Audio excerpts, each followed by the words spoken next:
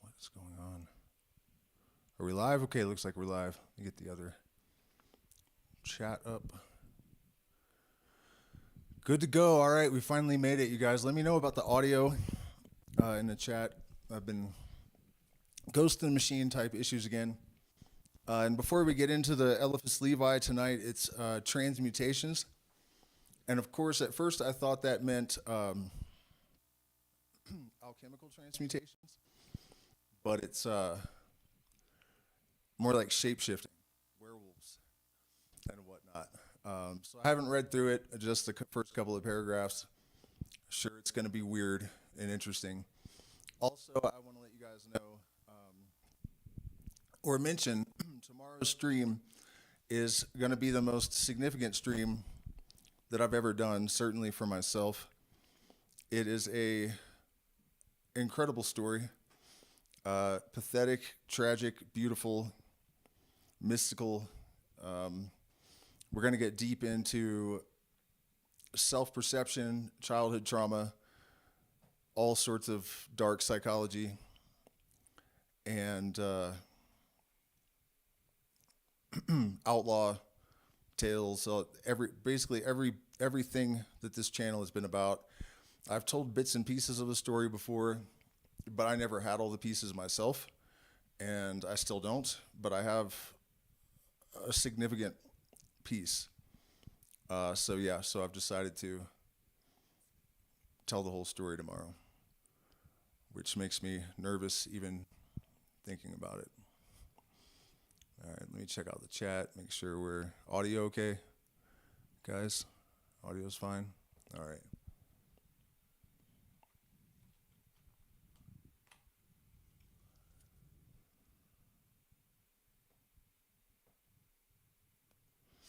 Transmutations, Sephora Lunae Sempiternum Auxilium.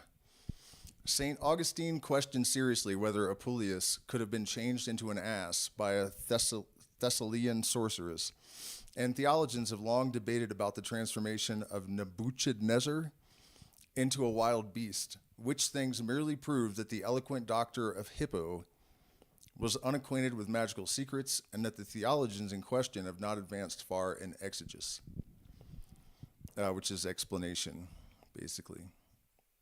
We are concerned in this chapter with different and more incredible marvels, which are at the same time incontestable. I refer to lycanthropy, or the nocturnal transformation of men into wolves, so celebrated in rural tales of the twilight by the histories of werewolves. I'll explain that actually in a second. These histories are so well attested that with a view to their explanation, skeptical science has recourse to furious mania and masquerading as animals. But such hypotheses are puerile and explain nothing.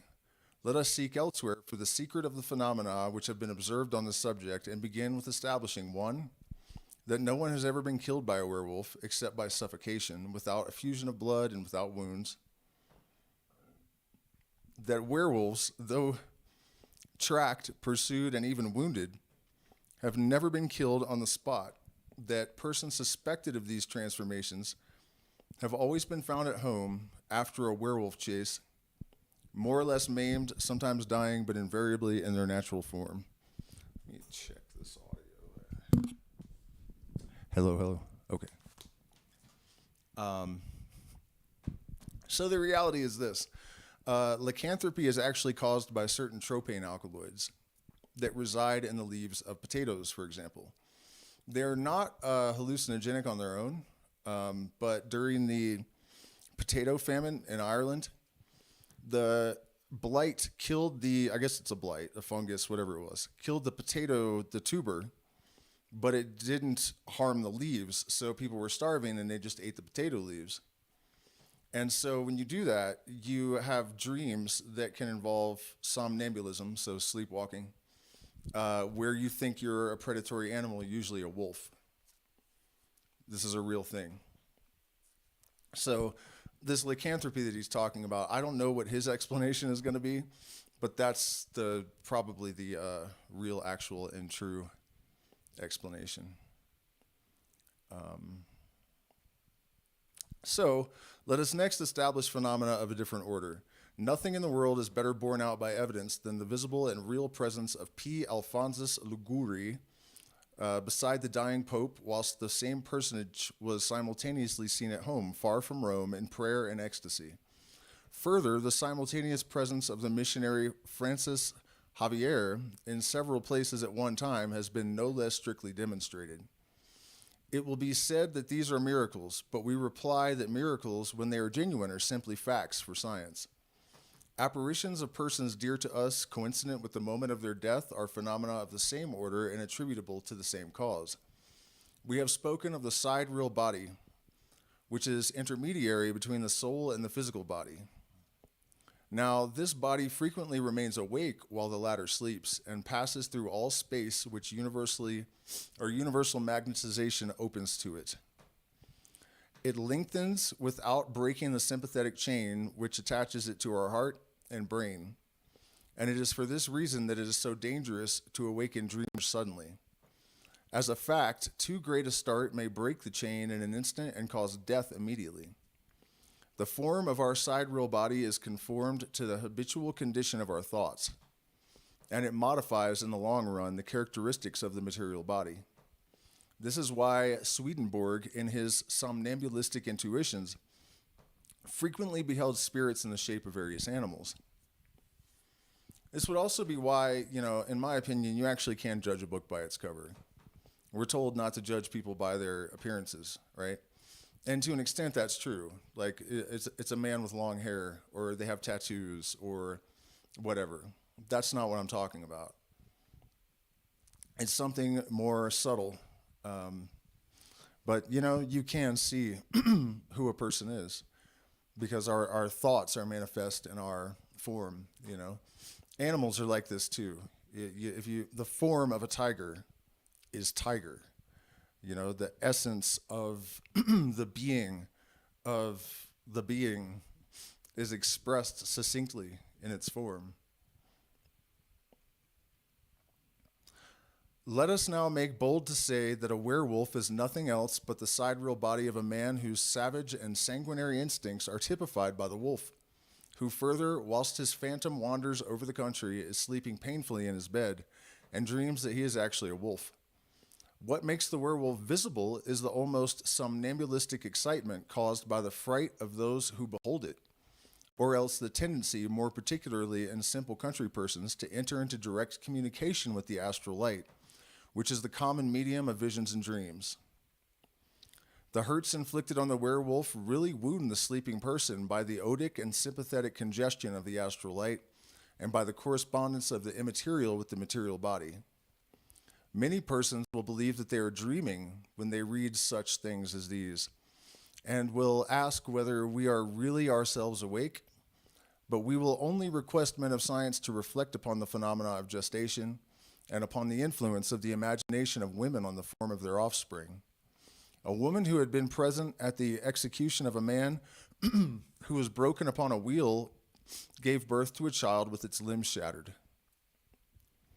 Let anyone explain to us how the impression produced upon the soul of the mother by a horrible spectacle could so have reacted on the child, and we in turn will explain why blows received in dreams can really bruise and even grievously wound the body of him who receives them in imagination, above all when his body is suffering and subjected to nervous and magnetic influences.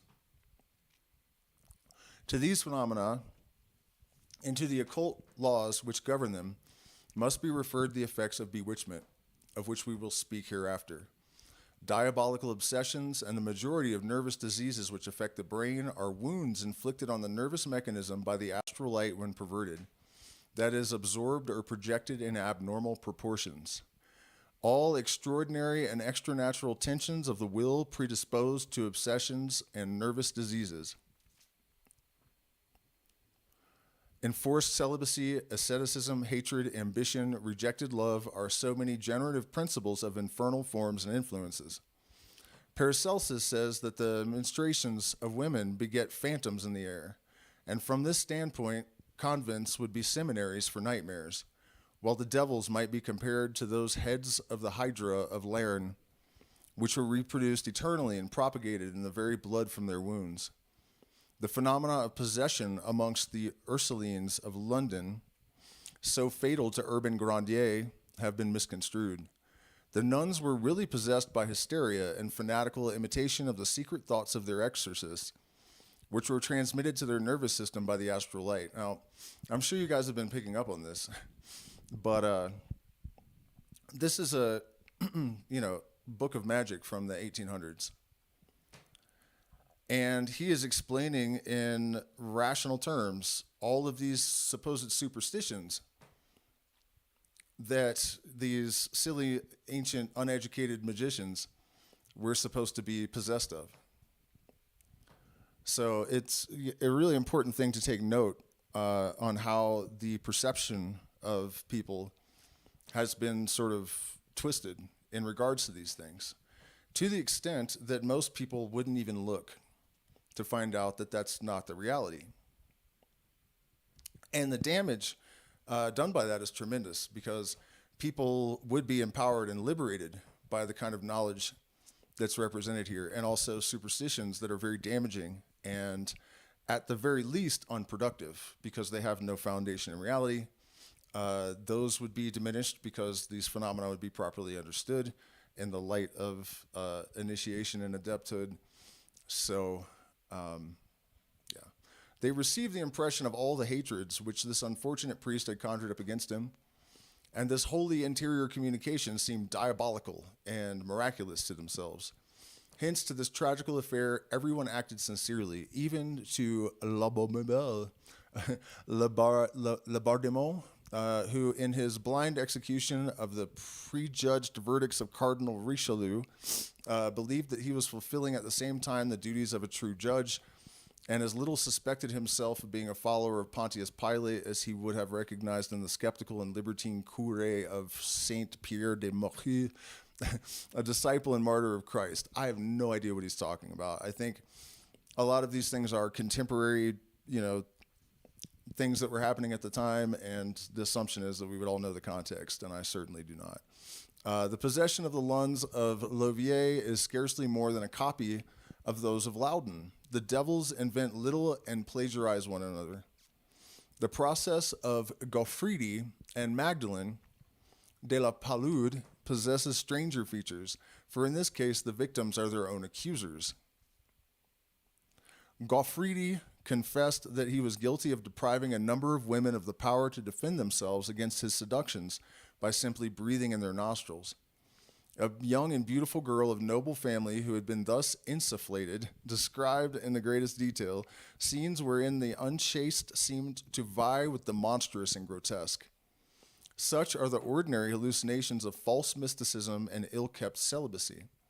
Goffridi and his mistress were obsessed by their mutual chimeras, and the brain of the one reflected the nightmares of the other. Was not the Marquis of Sade himself infectious for certain depleted and diseased natures? I guess he was. The scandalous trial of Father Gerard is a new proof of the deliriums of mysticism and the singular nervous affections which it may entail. The trances of La Cadier, her ecstasies, her stigmatas, were all as real as the insensate and perhaps involuntary debauchery of her director. She accused him when he wished to withdraw from her, and the conversion of this young woman was a revenge, for there is nothing more cruel than depraved passions.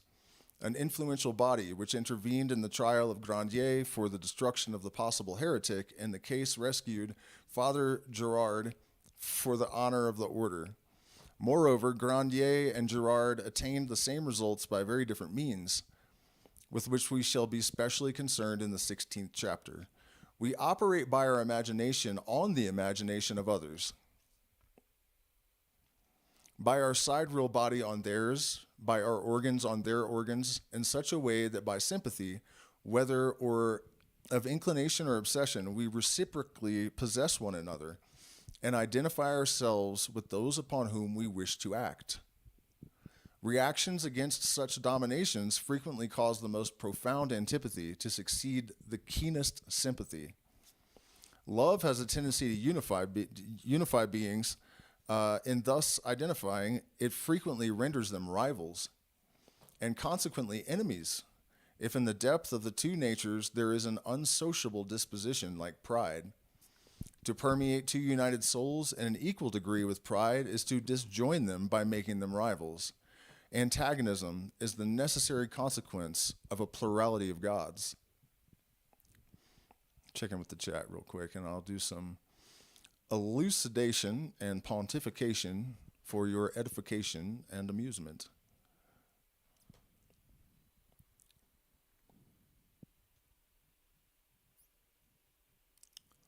Are we having glitching or anything? Because I'm still getting this error message and everything is set correctly. So I hope everything's all good there. Okay, so where were we with this?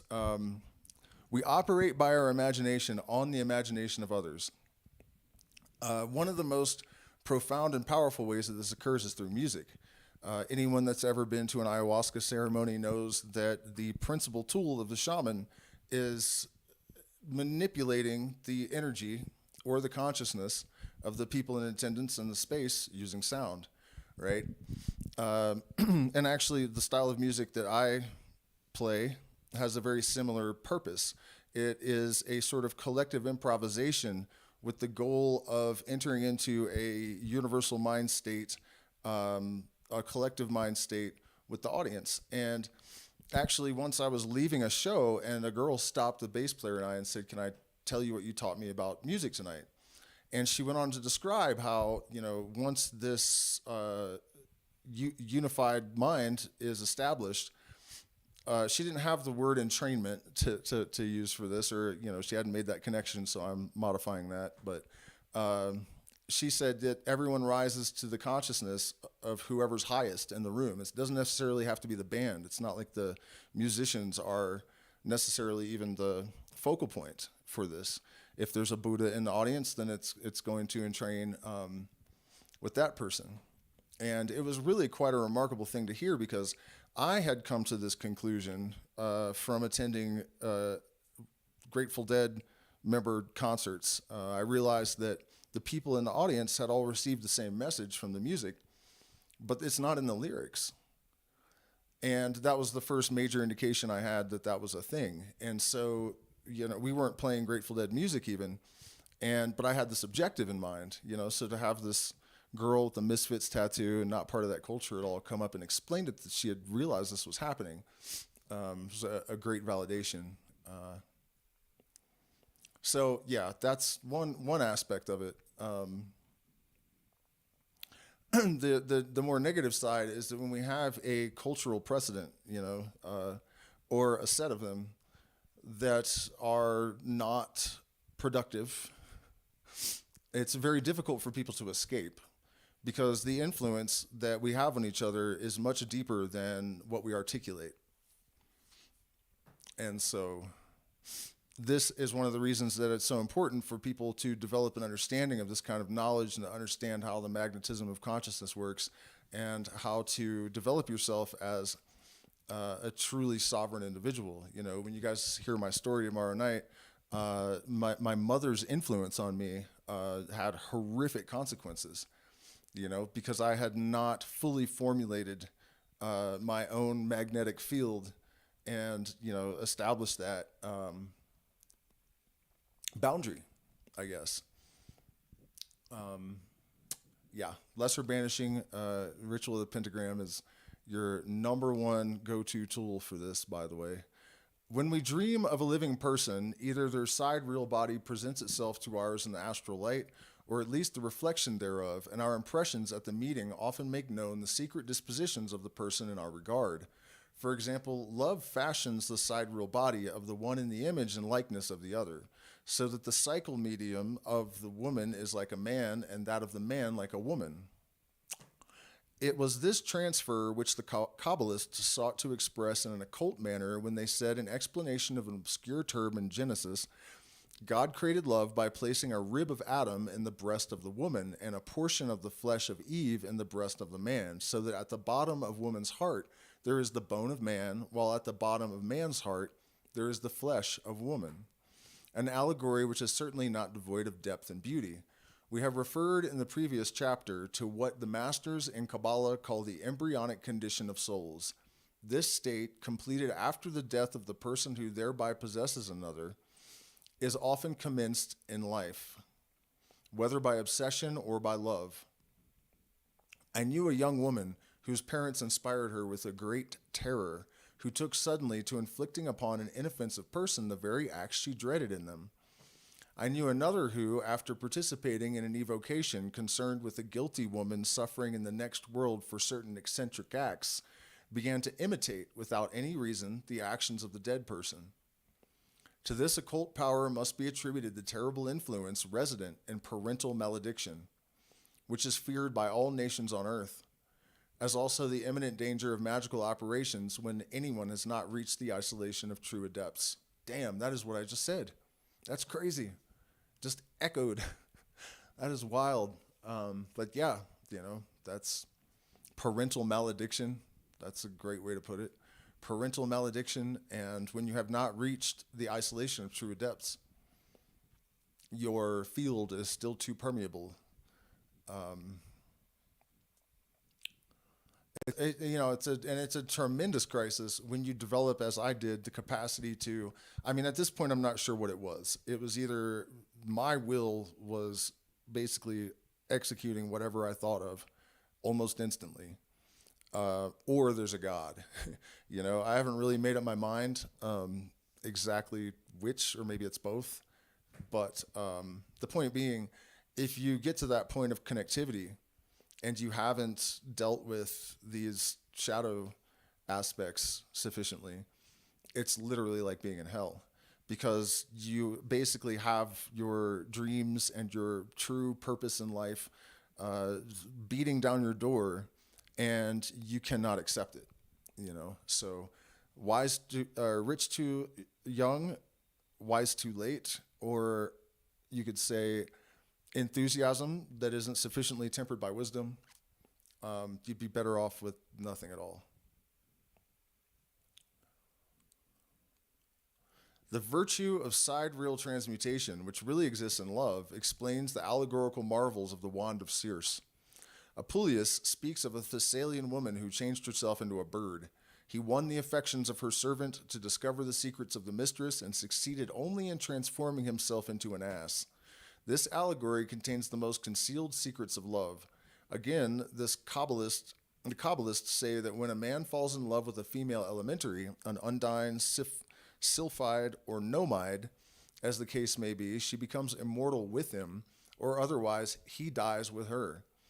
We have already seen that elementaries are imperfect and as yet mortal men.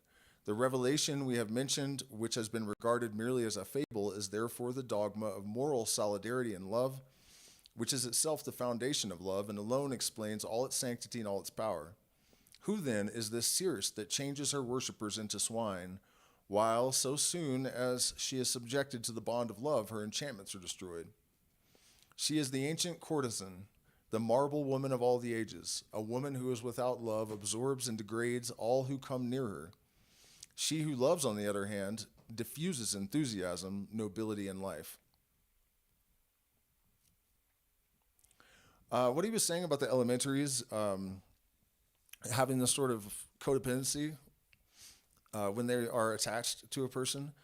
I've had a theory about these DMT entities and other types of spirits that they don't objectively exist, but they're not unreal either. But the way that we perceive them and their sort of subjective existence in that sense, as it relates to us, is actually the vector of our consciousness and the electromagnetic field and the sort of archetypal energies that reside in the 0 point field, basically. So they don't exist without us, but they don't not exist either, if that makes sense.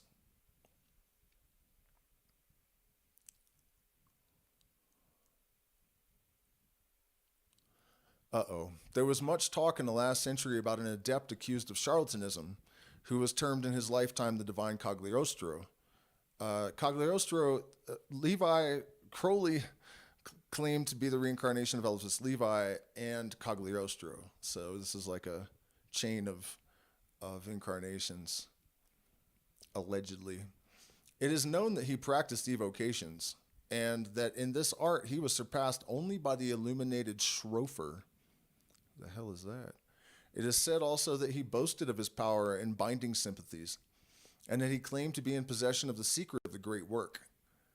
But that which rendered him still more famous was a certain elixir of life, my God, which immediately restored to the aged the strength and vitality of youth. The basis of this composition was Malvois wine, and it was obtained by distilling the sperm of certain animals with the sap of certain plants. I knew it. We are in possession of the recipe, but our reasons for withholding it will be readily understood. Okay, one of the things Crowley was famous for was sympathetic magic, where he would trip and he would point at somebody across the street, and he would trip, and then they would trip. What was another thing here? That possession of the secret of the great work. Of course, he claimed that. But he was going to start a resort where they served the Amrita, he called it, which was an elixir of life that was made of semen and menstrual blood. And so they were going to serve this as like a, I mean, you know, but it's the same story here. Yeah. Our reasons for withholding it will be readily understood. Yep. They're understood. All right. Gross. Oh, really? Are we already done with transmutations? Alrighty then. Well, I'll check in with the chat real quickity quick. See how you guys are doing.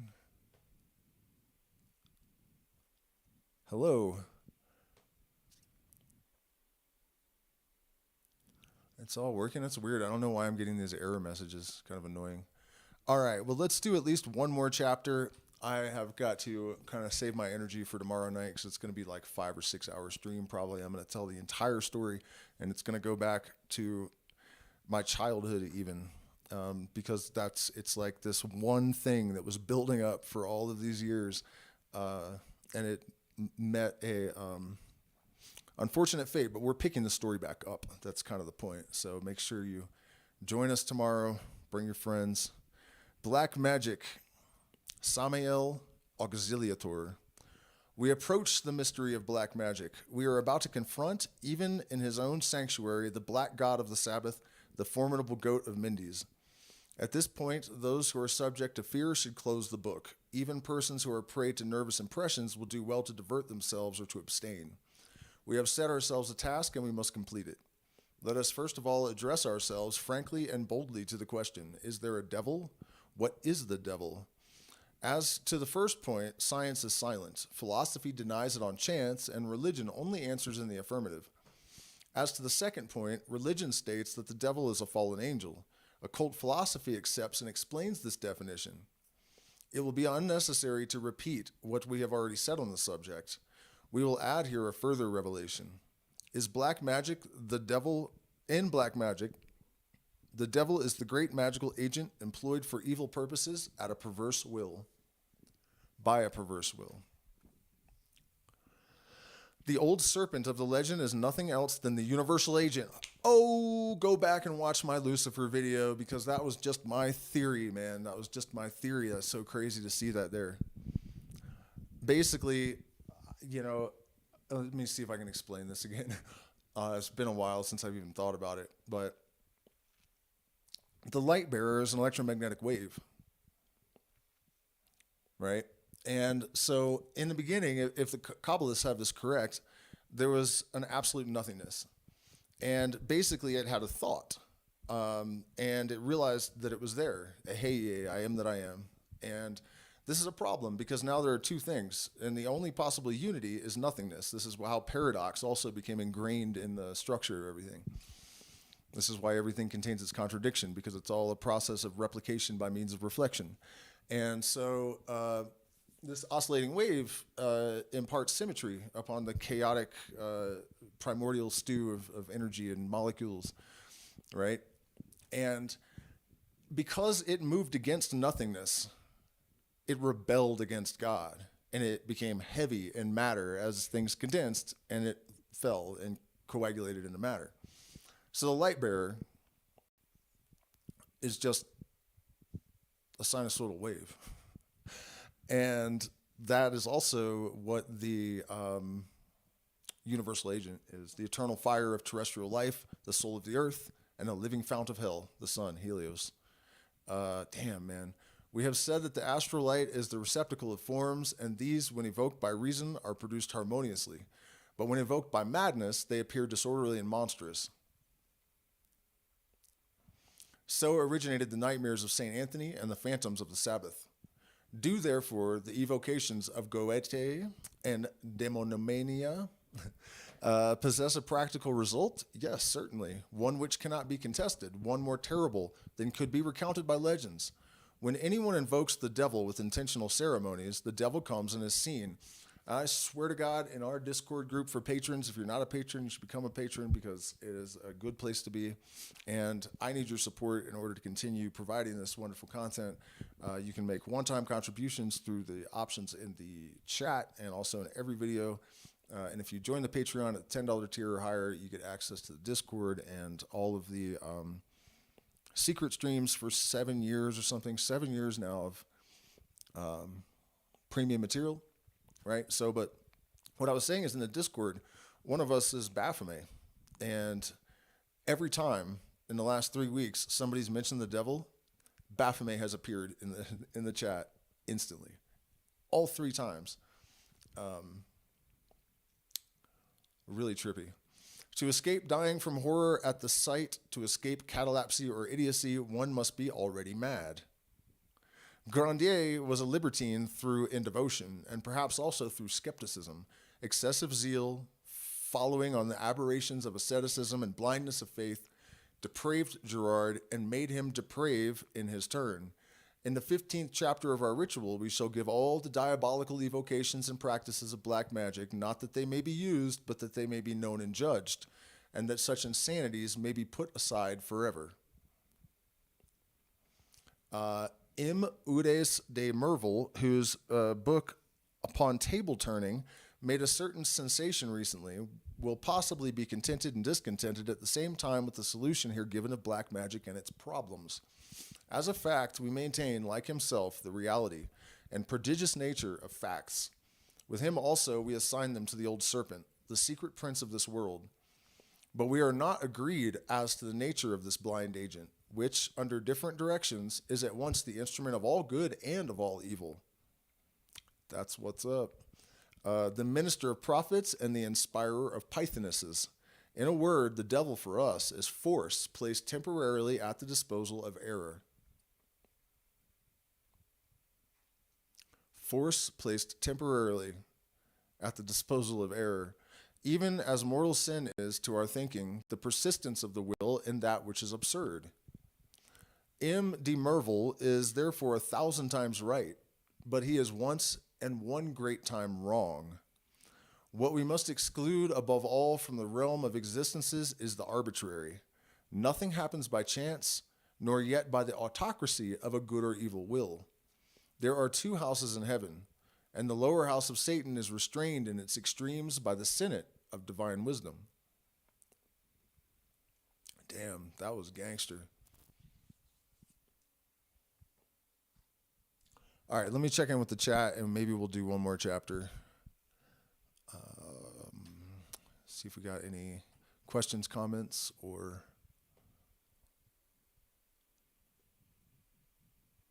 Man, I cannot believe we're losing folks when that shit was that good. They're lost, guys. That shit was gangster. All right, so where are we at now? Bewitchments. Fons oculus fulgur. When a man gazes unchastely upon any woman, he profanes that woman, said the great master.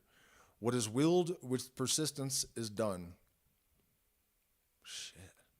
Every real will is confirmed by acts. Every will confirmed by an act is an action. Every action is subject to a judgment, and such judgment is eternal. These are dogmas and principles from which it follows that the good or evil which we will to others as to ourselves, according to the capacity of our will and within the sphere of our action, will infallibly take place if the will be confirmed and the determination fixed by acts. I can tell you, you'll see tomorrow night, like how true that is. If you take my story to be true, The acts should be analogous to the will. The intent to do harm or to excite love, in order to be efficacious, must be confirmed by deeds of hatred or affection. Whatsoever bears the impression of a human soul belongs to that soul. Whatsoever a man has appropriated after any manner becomes his body, in the broader acceptation of the term. And anything which is done to the body of a man is felt immediately by his soul. It is for this reason that every species of hostilities towards one's neighbor is regarded by moral theology as the beginning of homicide. Bewitchment is a homicide, and the more infamous because it eludes self-defense by the victim and punishment by law. This principle being established to exonerate our conscience and for the warning of the weak vessels, let us affirm boldly that bewitchment is possible. Let us even go further and lay down that it is not only possible, but in some sense necessary and fatal. It is continually going on in the social world, unconsciously, both to agents and patients. Involuntary bewitchment is one of the most terrible dangers of human life. Passional sympathy inevitably subjects the hottest desire to the strongest will. Moral maladies are more contagious than physical, and there are some triumphs of infatuation and fashion which are comparable to leprosy or cholera. We may die of an evil acquaintance as well as of a contagious touch, and the frightful plague which during recent centuries only has avenged in Europe the profanation of the mysteries of love is a revelation of the analogical laws of nature, and at the same time offers only a feeble image of the moral corruptions which follow daily on an equivocal sympathy. There is a story of a jealous and infamous man who, to avenge himself on a rival, contracted an incurable disorder and made it the common scourge and anathema of a divided bed. This atrocious history is that of every magician, or rather of every sorcerer who practiced bewitchment. He poisons himself in order that he may poison others. He damns himself that he may torture others. He draws in hell with his breath in order that he may expel it by his breath. He wounds himself to death that he may inflict death on others. But possessed of this unhappy courage, it is positive and certain that he will poison and slay by the mere projection of his perverse will.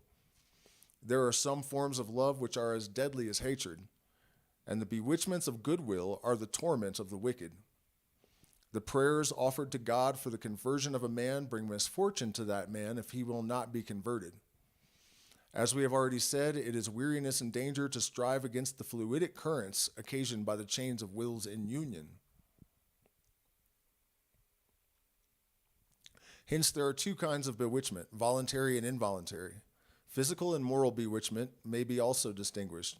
Power attracts power, life attracts life, health attracts health. This is a law of nature. If two children live, above all, if they sleep together, and if one be weak while the other is strong, the strong will absorb the weak, and the latter will waste away. For this reason, it is important that children should always sleep alone. In conventional seminaries, certain pupils absorb the intelligence of the others, and in every given circle of men, an individual speedily appears who avails himself of the wills of the rest. Bewitchment by means of currents is exceedingly common. As we have already observed, morally as well as physically, most of us are carried away by the crowd. What, however, we have proposed to exhibit more especially in this chapter is the almost absolute power of the human will upon the determination of its acts and the influence of every outward demonstration upon outward things. Voluntary bewitchments are still frequent in our rural places because natural forces among ignorant and isolated persons operate without being diminished by any doubt or any diversion. A frank, absolute hatred, unleavened by rejected passion or personal cupidity, is under certain given conditions a death sentence for its object. I say unmixed with amorous passion or cupidity because a desire, being an attraction, counterbalances and annuls the power of projection. Pure will, unassuaged of lust of result, is in every way perfect. Purity. For example, a jealous person will never efficaciously bewitch his rival, and a greedy heir will never, by the mere fact of his will, succeed in shortening the days of a miserly and long-lived uncle. Bewitchments attempted under such conditions reflect upon the operator and help rather than hurt their object, setting him free from a hostile action which destroys itself by excessive exaggeration. This is why there are almost no truly dangerous black magicians. The term, because if you are predisposed to that kind of behavior, you're probably going to be compromised in your magnetic influence by jealousy and all of these sort of dissonance patterns that are going to interfere with the efficacy of your will. The term bewitchment, involteme, so strong in its Gaelic simplicity and admirably expresses what it means. The act of enveloping someone, so to speak, in a formulated will, the instrument of bewitchments is the great magical agent which, under the influence of an evil will, becomes really and positively the demon. Witchcraft, properly so called, that is, ceremonial operation with intent to bewitch, acts only on the operator and serves to fix and confirm his will. By formulating it with persistence and labor, the two conditions which make volition efficacious. The more difficult or horrible the operation, the greater is its power, because it acts more strongly on the imagination and confirms effort and direct ratio of resistance. Confirms effort and direct ratio of resistance. This is why somebody in the Discord the other day brought up the Tesseract ritual, which is extremely difficult and long. And the objective of the original was to destroy the entire universe. We are not sure if that person succeeded or not. But there's a microcosmic version that is about basically ego death on an atomic level. And the efficacy of this ritual is as he described. It is so long and difficult because your effort, direct ratio of resistance with the, pain in the acidness of the whole operation. This explains the bizarre nature and even atrocious character of the operations in black magic as practiced by the ancients and in the Middle Ages.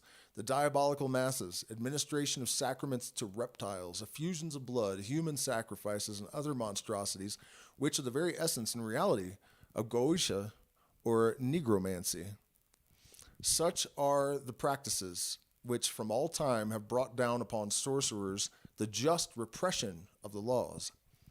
Black magic is really only a graduated combination of sacrileges and murders designed for the permanent perversion of a human will and for the realization in a living man of the hideous phantom of the demon. It is, therefore, properly speaking, the religion of the devil, the cultus of darkness, hatred of good, carried to the height of paroxysm. It is the incarnation of death and the persistent creation of hell. The Kabbalist Bodin, who has been erroneously considered of a feeble and superstitious mind, had no other motive in writing his Demonomania than that of warning people against dangerous incredulity. Initiated by the study of the Kabbalah into the true secrets of magic, he trembled at the danger to which society was exposed by the abandonment of this power to the wickedness of men. Hence he attempted what at the present time M. Udes de Mervel is attempting amongst ourselves. He gathered facts without interpreting them and affirmed in the face of inattentive or preoccupied science the existence of the occult influences and criminal operations of evil magic.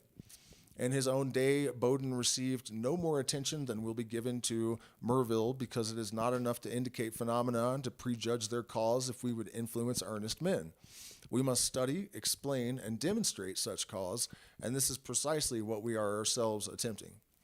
Will better success crown our own efforts? I sure the hell hope so. Is it possible to die through the love of certain people as by their hate? There are absorbing passions under the breath of which we feel ourselves depleted like the spouses of vampires. Not only do the wicked torment the good, but unconsciously the good torture the wicked. The gentleness of Abel was a long and painful bewitchment for the ferocity of Cain. Among evil men, the hatred of good originates in the very instinct of self-preservation. Moreover, they deny that what torments them is good, and for their own peace are driven to deify and justify evil. In the sight of Cain, Abel was a hypocrite and coward who abused the pride of humanity by his scandalous submissions to divinity. How much must this first murderer have endured before making such a frightful attack upon his brother? Had Abel understood, he would have been afraid. Antipathy is the presentiment of a possible bewitchment, either of love or hatred, for we find love frequently succeeding repulsion. The astral light warns us of coming influences by its action on the more or less sensible, more or less active nervous system. Instantaneous sympathies, electric loves are explosions of the astral light, which are exactly and mathematically demonstrable as the discharge of strong magnetic batteries. Thereby, we may see what unexpected dangers threaten an uninitiated person who is perpetually fooling with fire in the neighborhood of invisible powder mines.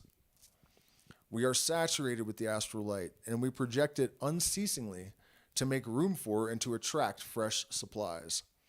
The nervous instruments, which are specially designed either for attraction or projection, are the eyes and the hands. The polarity of the hands is resident in the thumb, and hence, according to the magical tradition which still lingers in rural places, whenever anyone is in suspicious company, he should keep the thumb doubled up and hidden in the hand, and while in the main avoiding a fixed glance at anyone, still being the first to look at those whom we have reason to fear, so as to escape unexpected fluidic projections and fascinating regards. There are certain animals which have the power of breaking the currents of astral light by an absorption peculiar to themselves. They are violently antipathetic to us and possess a certain sorcery to the eye. The toad, the basilisk, and the tard are instances. These animals, when tamed and carried alive on the person or kept in occupied rooms, are a guarantee against the hallucinations and trickeries of astral intoxication, a term we make use of here for the first time, one which explains all the phenomena of unbridled passions, mental exaltations, and folly. And the reason for this would be just that they have some sort of magnetic disposition, that represents an interference pattern. Whether this is true or not, I can't tell you, but that's the theory behind the practice. Tame toads and tards. What is a tard? Tame toads and tards, my dear sir, the disciple of Voltaire will say to me, carry them about with you and write no more. To which I may answer that I shall seriously think of doing so as soon as I ever feel tempted to laugh at anything I do not understand, and to treat those whose knowledge and wisdom I fail to understand as fools or as madmen. Thank you, Mr. Levi.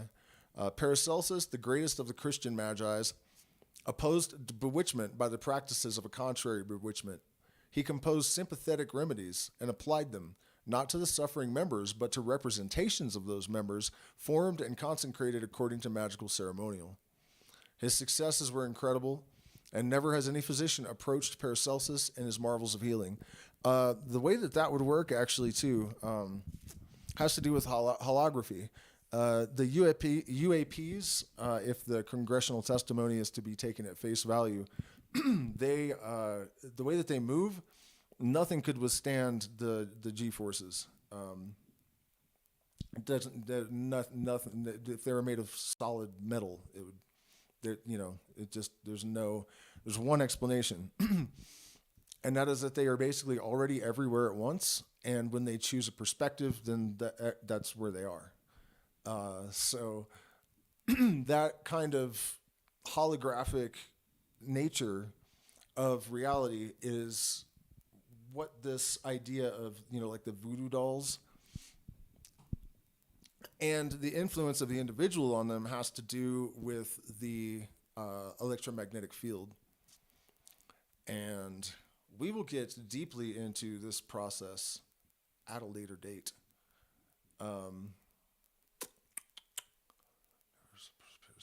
But Paracelsus had discovered magnetism long before Mesmer, and had carried to its final consequences this luminous discovery, or rather this initiation into the magic of the ancients, who better than us understood the great magical agent and did not regard the astral light, azot, the universal magnesia of the sages, as an animal and a special fluid emanating only from particular creatures. In his occult philosophy, Paracelsus opposes ceremonial magic, the terrible power of which he certainly did not ignore, but he sought to decry its practices so as to discredit black magic, throw the baby out with the bathwater.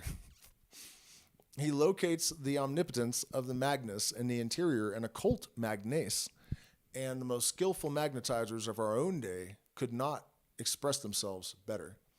At the same time, he counseled the employment of magical symbols, talisman above all, in the cure of diseases. In our 18th chapter, we shall have occasion to return to the talismans, Paracelsus, while following Gaffarel upon the great question of occult iconography and numismatics. Bewitchment may also be cured by substitution, when that is possible, and by the rupture or deflection of the astral current. The rural traditions on all these points are admirable, and undoubtedly of remote antiquity, they are remnants of the instructions of the Druids, who were initiated in the mysteries of Egypt and India by wandering hierophants. Now, it is well known in vulgar magic, that is a fucking big spider, speaking of animals. God, I don't like it very much. Where was I? It is well known in vulgar magic that a bewitchment, that is a will, persistently confirmed in ill doing, invariable has its results and cannot draw back without risk of death.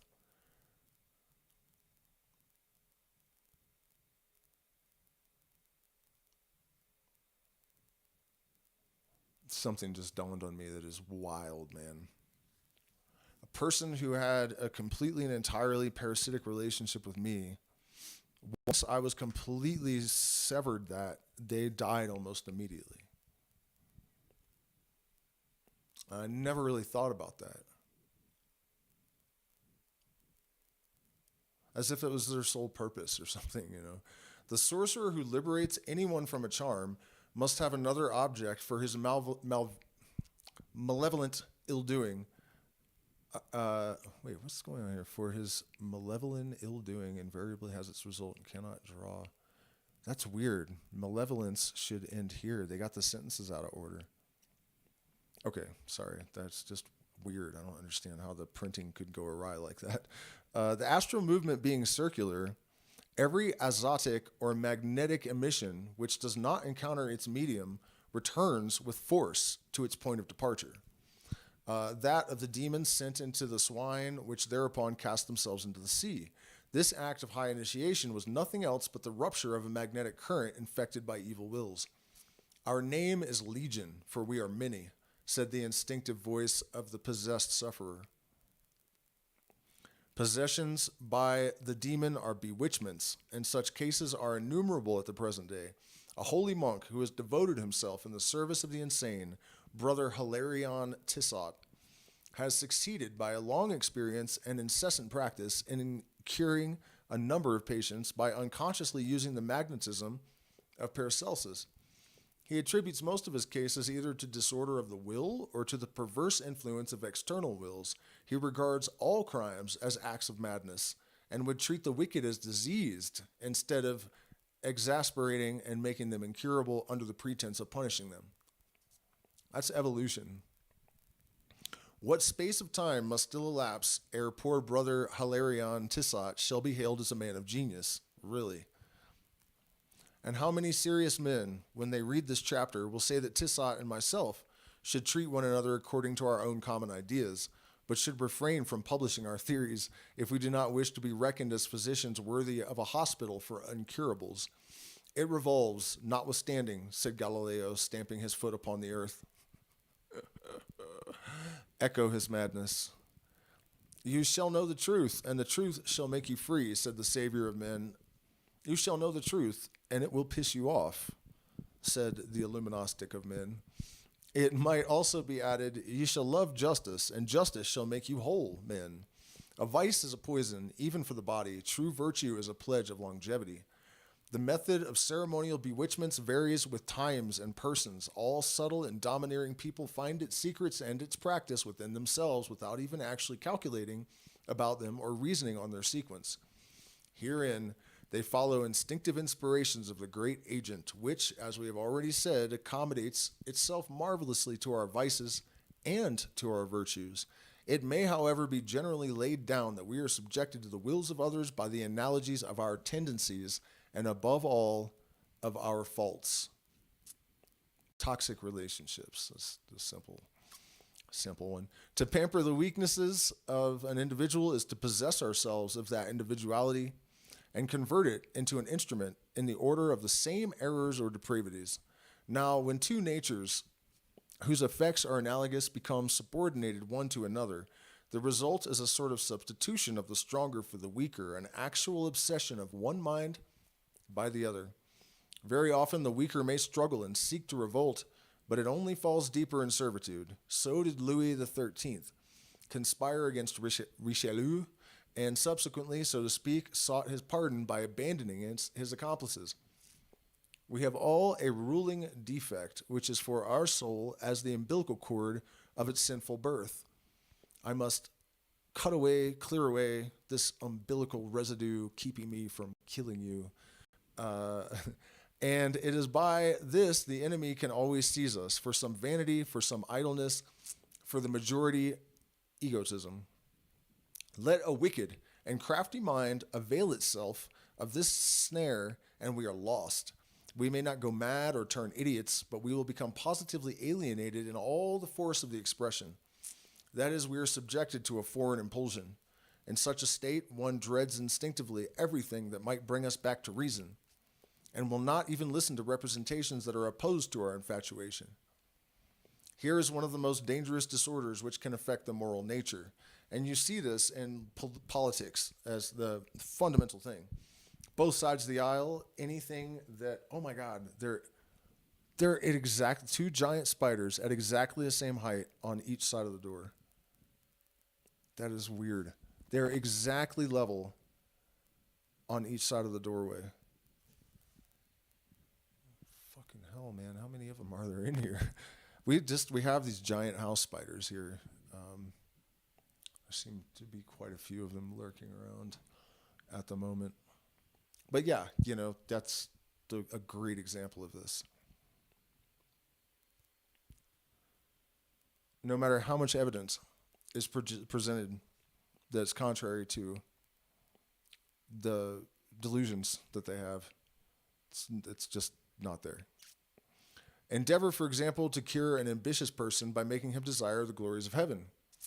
Mystic remedy, cure one who is dissolute by true love. Natural remedy, obtain honorable successes for a vain person. Exhibit unselfishness to the avaricious, and procure for them legitimate profit by honorable participation in general enterprises. Acting in this way upon the moral nature, we may succeed in curing a number of physical maladies, for the moral affects the physical in virtue of the magical axiom, that which is above is like that which is below. This is why the master said when speaking of a paralyzed woman, Satan has bound her. A disease invariably originates in a deficiency or an excess, and even at the root of a physical evil, we shall find a moral disorder. This is an unchanging law of nature. Damn, it's a good book. Hold on, guys. I think I have a banana over there, and I'm absolutely famished. So I'll jump in the chat for a minute and see if you guys want to have a quick chat. And yeah, I got to get a banana though. I'm starving. What am I doing here? This one goes there. Go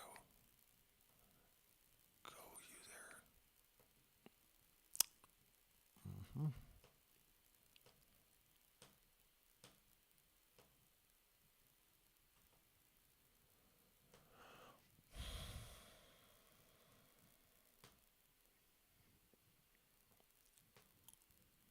All right, let me go check for that banana. I'll be right back with you.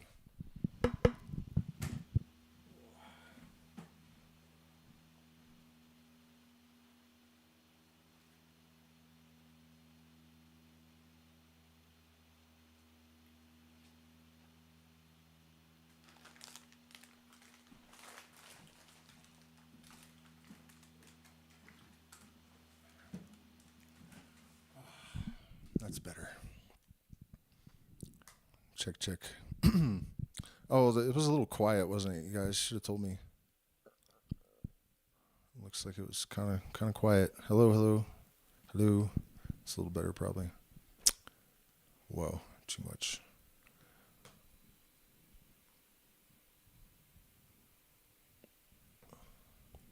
All right, so here's the chat, and you guys have anything for me? Because I did grab the banana, but I don't see any questions or. But I have some potato chips, so I will eat some potato chips and wait. If you guys have anything to throw out there, Otherwise, I'm determined to do a music stream on Friday, and I keep deciding that I'm not prepared for it and putting it off, but I'm not going to put it off again. So tonight, I'm going to work on that a bunch. It's crazy how relevant, I'm expecting that at this point, but how relevant to the situation a lot of what we read in the book is. Really incredible how much evidence, I guess, I've seen in favor of certain things that I was looking back, my inability to accept it is mind blowing. Like if I even try to think about it, I'm just going to end up stuttering and stammering like that. All right. So we have no questions or subjects. So is Golden Dawn the best place to start? Well, it depends on your objective. If you're talking about the Hermetic Order of the Golden Dawn, that's where I first took an initiation in the Stellium Matutina lineage, Israel Regardie, and supposedly it was an offshoot of the original. Otherwise, it couldn't be a legit lineage, and it was. So Crowley and Mathers, and there's another order that's run by, oh man, what the fuck, David Griffin, or Griffith. I can't remember which, Griffith or Griffin. I don't know if that's a good idea. I do like that they mix the Lemic ideas in with the curriculum. But, the Hermetic Order of the Golden Dawn is basically the right-hand path version of the Lema. It's a Hermetic order, and, they teach Kabbalah and the various aspects of the sciences of the Magi, but I'm not a huge fan of Mathers, and Christianity in general. So I feel like there are better ways to go about it. Really, just self-initiation. Maybe working with a single individual that can help guide you if you get yourself into Chapel Perilous and get lost, which is gonna happen. It's definitely gonna happen. Chapel Perilous is basically the Robert Anton Wilson's term for what I call the Phoenix process, that experience of the Phoenix process. And it's extremely difficult because what's happening is your entire consciousness is like expanding simultaneously and integrating, right? So your filter is down. So you're having precognitions, contact experiences are common. You are able to, like, pretty much, I was at least pretty much will anything that it would just happen within a week or, but if you haven't gone through a very effective process of shadow integration and, analysis and really neutralized all your demons and stuff, it's just going to be a shit show. And there's the very real danger of madness that you don't recover from. Some element of madness is essential because the breaking down of order in order to allow the new order to emerge is just the formula of creation, just how it works. So yeah, I'm always on the fence about whether it's good to join an order and have some guidance, because you don't really know the constitution of the people in the order. You don't really know what's going on until you're in there too deep. And then in the case of self-initiation, there's nobody to keep you from, not navigating things well at the very best.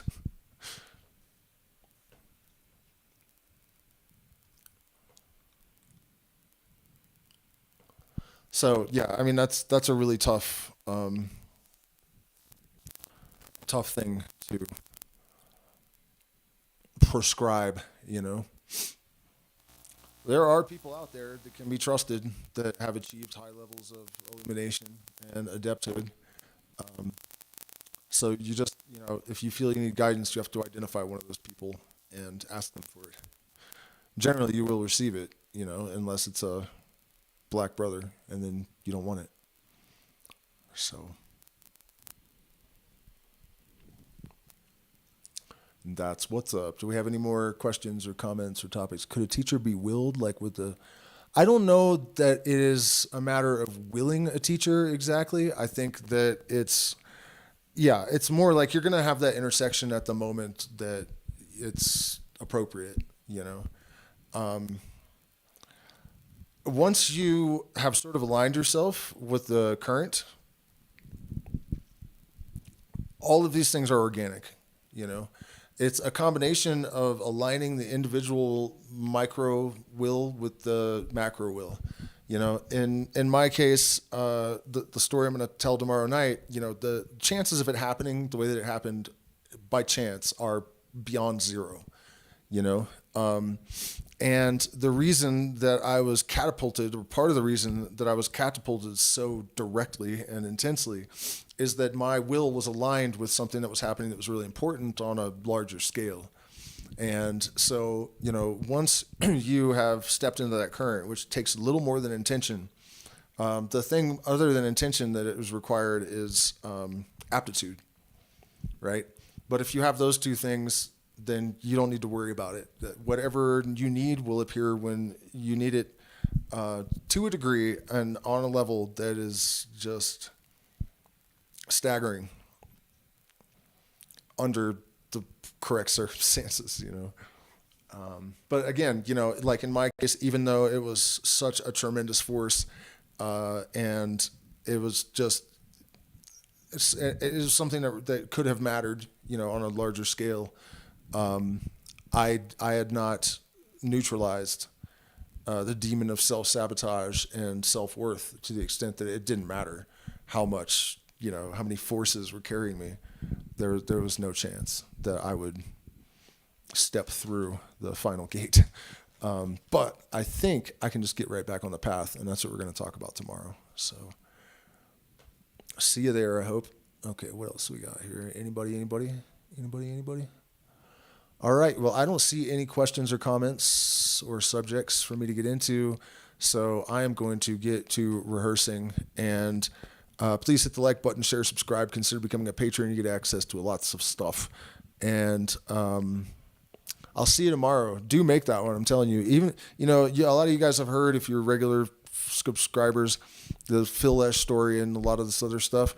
And it's going to be repeated, but in the bigger context and with a lot more like insight, like psychological stuff. And also I've come to some conclusions regarding like my intuitive voice and stuff that I've really been on the fence about for a long time. No longer on the fence about that at all. And I think there's going to be a lot of use and just also some crazy outlaw shit. And, you know, it's going to be wild, and it's going to drain me a lot too. So thank you guys so much, and I will